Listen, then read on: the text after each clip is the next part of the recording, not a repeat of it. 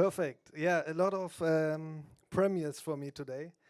First time on a Web3 conference in Berlin, even if I'm from Germany. Yeah, I'm original from the region of Cologne.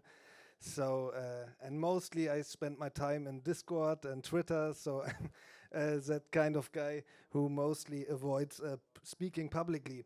And another premiere is having a presentation sitting on a chair. I think it's also a nice way. And the last premiere for me is to talk about my project publicly in English. But yeah, I give my best to make the next 20 minutes for you valuable and entertaining.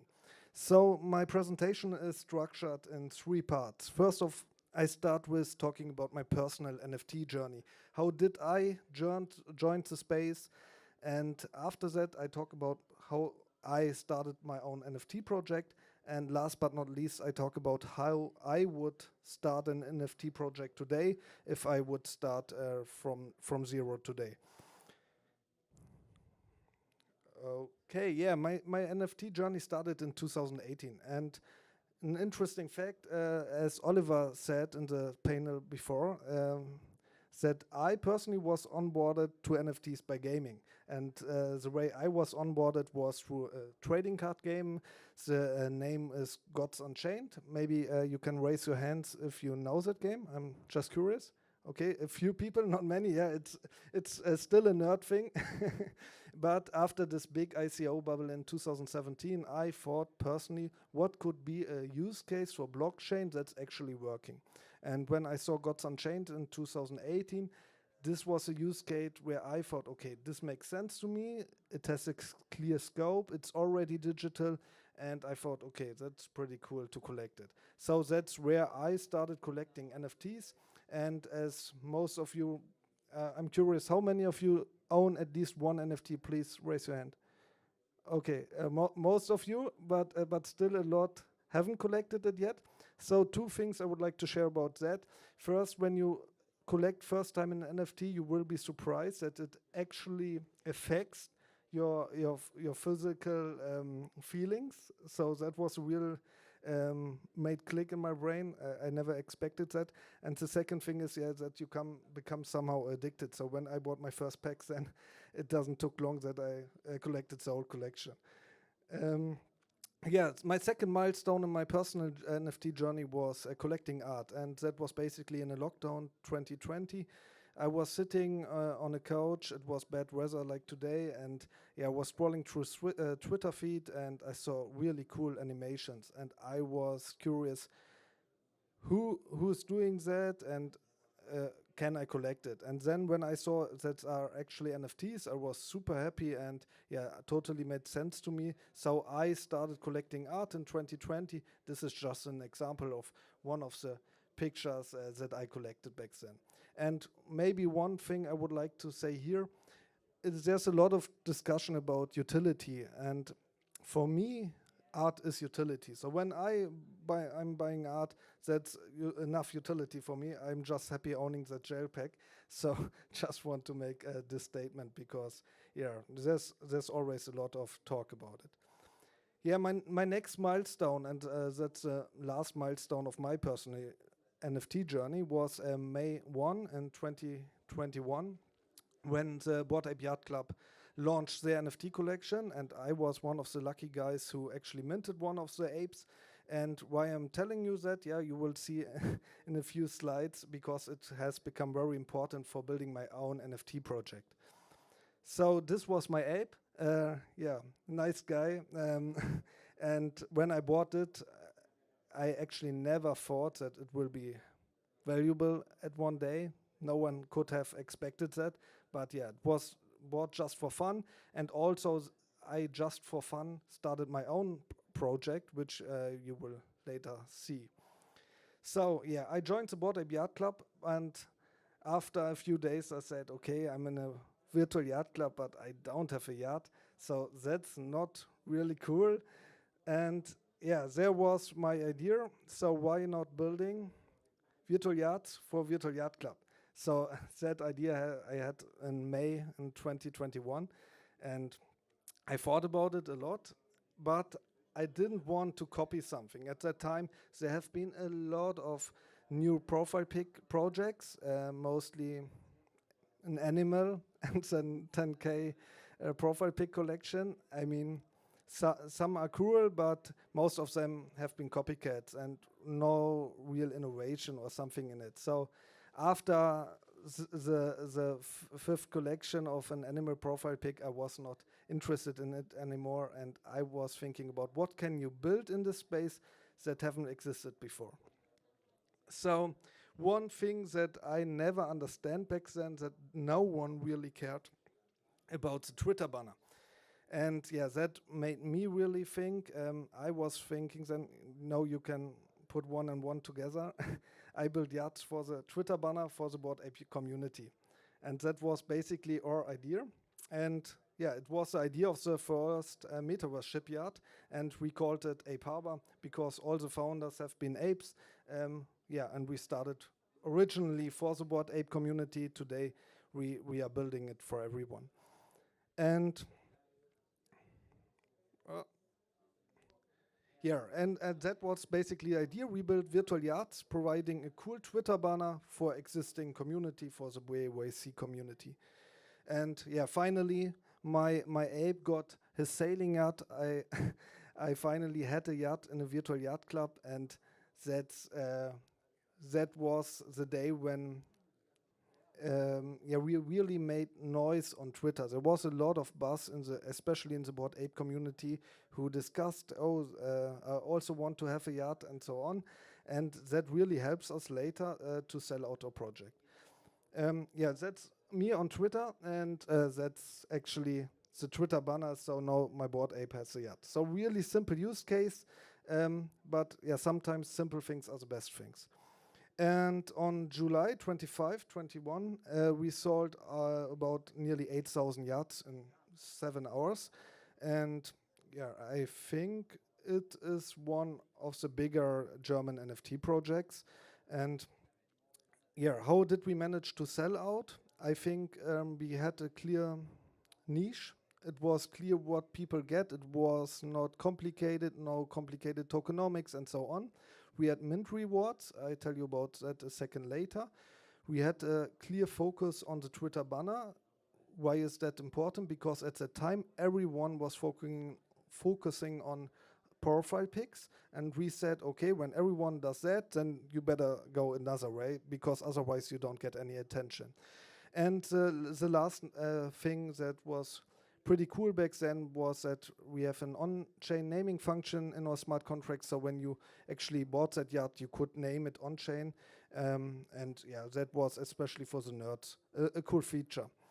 And regarding minting rewards, we had also something written down in our smart contracts. When you mint and in the 12 first hours of our sale, and you own an BAYC plus a doggo, so the company on the Bored Ape, you automatically get a surfboard airdropped into your wallet. I mean, yeah, this was just fun, but this made it fun, especially for the Bored Ape community, to mint the yacht, and it was somehow a kind of gamification. And another thing that we offered for the first 500 yachts that have been minted to the owners was a mug, an Ape Harbor mug. Why am I telling you this? Because I think the first sales are the most important ones. Once you manage to get the first sales, it's much easier to sell out your project. So be creative, think about ways how you can incentivize minting first things of your collection. Yeah, or yacht or Genesis yachts have become the first yacht collection, NFT yacht collection that has been verified on OpenSea in history. And yeah, that's some kind of things I'm personally proud of, and that gives me today everyday power to build during beer markets, because to being first of a kind, it's always cool. Yeah, since our launch, a lot happened at Ape Harbor. We have about 2,500 members in our community today. We have also a lot of sandbox land and some other deeds. And what we want to develop is to actually develop a metaverse ocean where you can one day drive your yachts through the metaverse. But yeah, the reality is that still a long way to go, because we still need some more functionality in the metaverse platforms to make that possible.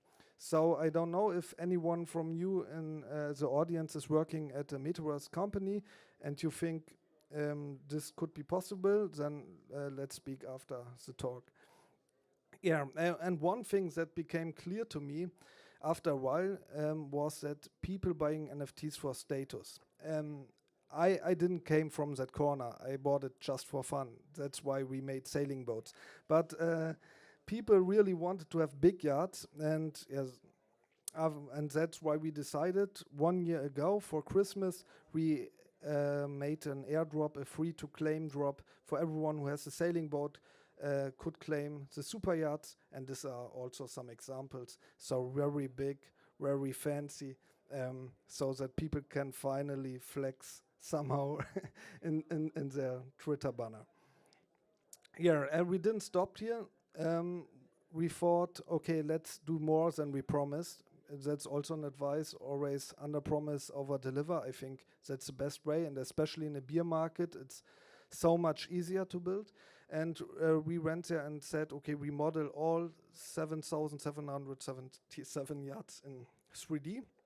And one thing that is pretty obvious, we can have augmented reality yachts, so that everyone can use, and that's clear. But one day we want to integrate these yachts into all metaverse where it's possible. So what's next? One thing I really have to say it more often, because storytelling is so important, and I absolutely, I never thought, or I learned so much about storytelling during my NFT career, because the best projects have a good story, and because you can't touch, actually they are non-fungible NFTs, it's so important that they have kind of an identity where people can connect personally to the NFTs. And that's why I think building a story around your NFTs is very important. And we are doing this in a community-driven approach. We write a book, and some parts of the story in the book are actually playable in the sandbox. And here, this is one of the characters, Skip, and he has to do some stuff to actually build his first sailing yacht. And that's why are we doing this? We are doing this because we want to connect people more to our brand. Our mission is to build the finest yachts of the metaverse, and we are starting with the sandbox. And this is one of our sandbox assets that are our Gen 1 sports yacht that has been launched in September this year. And people who want to have it can burn Genesis yachts to get these sports yacht. And this is a teaser for what's to come. We also want to build big super yachts. This is also has been built for the sandbox, but it hasn't been shown public yet. But I just want to give you a little teaser. And we don't stop here. When we build something for one metaverse platform, we always to build more than normal. For example, here we also offer augmented reality functionality and so on. And one thing that I found very interesting in your talk, that you have talked about physical collectibles. We are in the moment experimenting with it a lot, how it's possible, for example, to 3D print or 3D models in a cool way, where the price is okay to sell it, that people actually can put their virtual yachts physically in their living room, like people have done over the years with old sailing boats, for example, in their living room. And we think it would be pretty cool if you could also have your virtual yacht physically in your living room. But that's still in progress. Okay, how I would do it today. Just a small note from my side. So my first thesis, there won't be another BAYC, there won't be another Azuki, there won't be another Doodles, and so on. So don't try to copycat a successful project. I don't think that doesn't work in the long run. I think if you want to build your own project, you really need to have your own identity that people can connect to. The most important thing is stand out. The NFT project space is so noisy, so much noise is there, and it's so hard to get any attention, especially today in 2022. And I think that doesn't change soon. So if you are not already a big brand, it's pretty hard to sell out an NFT project today. And the only way to do it is to do things differently. So I give you some examples how to stand out. Be the first of something. I think this is one of the most fascinating times to build something for the metaverse, because many things doesn't exist yet. So you can be the first of something. Unique utilities. One thing Bored Ape Yacht Club did back then was to offer the utility of commercial rights, of giving commercial rights to holders. That doesn't sound fancy, but back then it was a big thing, and it led to super creative things from all the people who collected BRAC apes, and the whole Twitter feed was full with things from people who actually own a BRAC. So that's just an example for offering a unique utility. Unique communication, I think one project that did it very well was Goblin Town. I mean, no one has to like them, but their communication was next level. So everyone definitely recognizes when Goblin Town was having a tweet or something. And just two more thoughts. Special token distribution, that's also something you can think about. Gamify your experience in that way that it's interesting. I think there can be cooler ways than we experience today. The classic 10K mint is pretty boring. I think maybe you are creative and build a cool token distribution. And the last thing is, if you have outstanding art, that's always a way to stand out. Do it your way, be different. And when you stand out, you need a strategy for your sale. And here, have a clear niche, stand for something. Don't try to be everyone's darling, that doesn't work. And focus on a target group that is at the moment in Web3, because otherwise it's hard. Mint rewards, think about that. I mean, if you can boost your first sales, it will definitely help you to sell out. And have a realistic size of the collection to mint, because the classic 10K mints, I don't think that in this beer market at the moment, it's very hard to sell them out. So maybe do smaller collection sizes and build your community step by step. I think, Oliver, you did that very successful during the beer market in small steps to go to public with your minting strategy. And I think this is the way in the current times. And regarding pricing, this is all often asked question. It really depends on the current market situation. So when we back then decided our price, we had to look, okay, what is the current normal pricing for an NFT? So that's also how I probably would approach it today. I would see, okay, what is currently normal for the NFT space, and that's where I would think, okay, can I price in a similar way my NFT? I mean, depends always of the utility and so on that you are offering. So that's it. Thank you, and see you later.